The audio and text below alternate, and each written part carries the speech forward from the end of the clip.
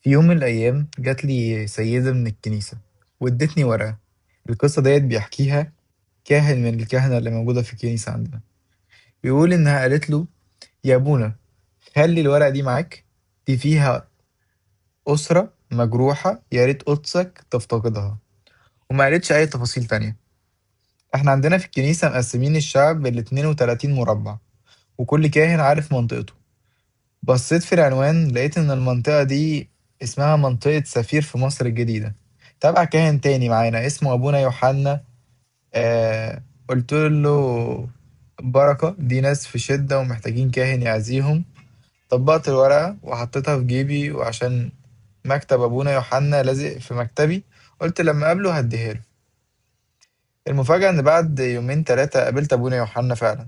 اتكلمنا في الخدمة وفي 100 حاجة يعني، ومشينا. وأول ما رجعت البيت بحط إيدي في جيبي لقيت الورقة. قلت: يا نهار أبيض، إزاي نسيت إن أنا أديها له؟ بكرة هديها له. وتاني يوم قابلته، حصل نفس الكلام ونسيت برضه. قعدت أقابله لمدة 10 أيام، قابلته فيهم يجي 8 مرات، وفي كل مرة أنسى أطلع الورقة، كأن الورقة ملزوقة في جيبي بالبانة مش راضية تطلع. فات على القصة دي 12 يوم. اليوم ال 12 كنت مدي ميعاد لأسرة عندهم مشكلة زوجية، ومخصص ليهم ساعتين كاملين من 5 ل7 بالليل. ركبت عربيتي ورحت لعمارات تابعة للجيش، وبقول لفرد الأمن تحت: أنا طالع للأستاذ فلان شقة 16. قال لي: دول لسه نازلين من ربع ساعة. قلت له: إزاي؟ دول مستنييني ومأكدين عليا الميعاد الصبح. أنا عايز أجرب أرن عليهم الجرس. الراجل فعلا داس على الجرس ومحدش بيرد. قال لي: يا فندم، هما مشيوا. قلت: بسيطة، أكلمهم في التليفون. اتصلت عليهم، الراجل تليفونه ما جمعش، والست تليفونها ما جمعتش. قلت: ابونا بيكمل يعني القصة، بيقول: انا اتضايقت جدا. الساعتين بتوع الكاهن دول ليهم تمن كبير، كنت اقدر اعمل فيهم 3 زيارات افتقاد، او اقعد مع 10 معترفين. طب يعتذروا طيب. طب اعمل ايه دلوقتي واروح فين من غير مواعيد مظبطها من قبل كده؟ وانا واقف متضايق بضرب كف على كف، طلعت الورقة من جيبي، بصيت فيها وقلت لنفسي: معقولة؟ يا رب تكون دي انت اللي عاوزني اروح له البيت ده. اخدت العنوان، كان ورا جمعية الاسماك. ركبت عربيتي ورحت طالع الدور الرابع، ورنيت الجرس. اول ما خبطت فتحت لي بنت صغيرة في اواخر العشرينات او اوائل التلاتينات كده. الباب كان موارب يا دوب 45 درجة، كان وراه كرسي سفرة. أول ما شافتني الدم هرب من وشها، كأنها شافت ملاك الموت. ومن كتر الخضة رجعت لورا، خبطت ظهرها في الكرسي السفرة خبطة جامدة لدرجة إن هي وجعتها. قلت لها: هو في حاجة؟ ما ردتش عليا خالص. دخلت وقعدت، وبعد شوية طلعت هي وجوزها وقعدوا معايا، وعلى وشهم كآبة كده. في حاجة مخوفاهم ما كنتش فاهمها. قلت لهم: أنا جيت في وقت مش مناسب؟ قالوا: لأ، ده وقت مناسب جدًا.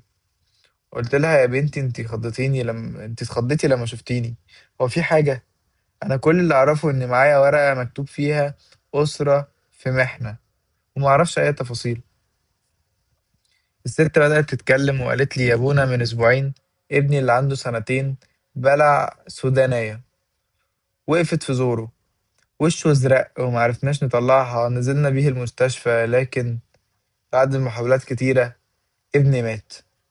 أنا كنت في قمة الضيق والغيظ من ربنا، مخاصماه، ومفيش حاجة قادرة تعزيني، لا في جنازة ولا في تالت.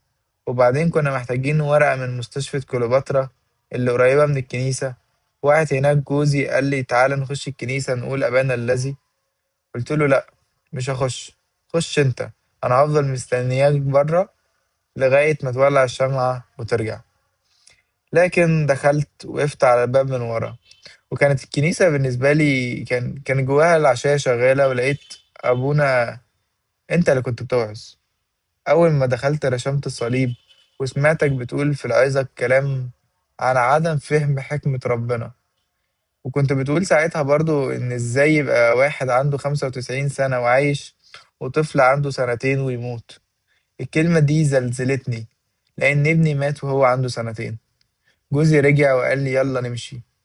شديت ايدي من ايده وقلت له انا عايز اكمل العظة. فضلت اعيط ورفعت عيني للمسبح وطلبت من ربنا طلب غريب قوي. احنا ساكنين في شقة ايجار جديد، مش في شبرا ولا في مصر الجديدة. قلت له ربنا لو انت بجد بتحبني وعاوزني ارجع لك، خلي ابونا ده اللي كان بيوعظ اللي انا معرفوش يجي يزورني في بيتي، ومش عاوزة اي كاهن تاني غيره. وهنا الست بتكشف مفاجأة كبيرة قوي وبتقول لابونا المشكلة يا ابونا ان انا سايبة البيت ده بقالي 11 يوم وقاعدة عند اهلي في شبرا، ولسه راجعة وداخلة شقتي دي قبل ما قدسك ترن الجرس بساعة، وما عملتش ولا مكالمة تليفون واحدة. أبونا بيختم القصة وبيقول شوفوا ترتيب ربنا وتوقيته. لو كنت اديت الورقة لأبونا يوحنا زي ما المفروض يحصل، مكنتش هقابل الست دي، لأنها اشترطت على ربنا كاهن محدد. ولو كنت رحت في أي يوم من ال11 اللي فاتوا، مكنتش هلاقيها لأنها كانت في شبرا. ربنا رتب إني أقابل أبونا يوحنا 8 مرات وأنسى أديله الورقة، ورتب إن الأسرة التانية تعتذر وميعاد يبوظ عشان تتأخر الزيارة 12 يوم، وأروح أخبط على بابها بعد ما ترجع بيتها بنص ساعة عشان ربنا يبعتها أو يبعت لها رسالة ويقول لها أنا سامعك وبدور عليكي وبحبك.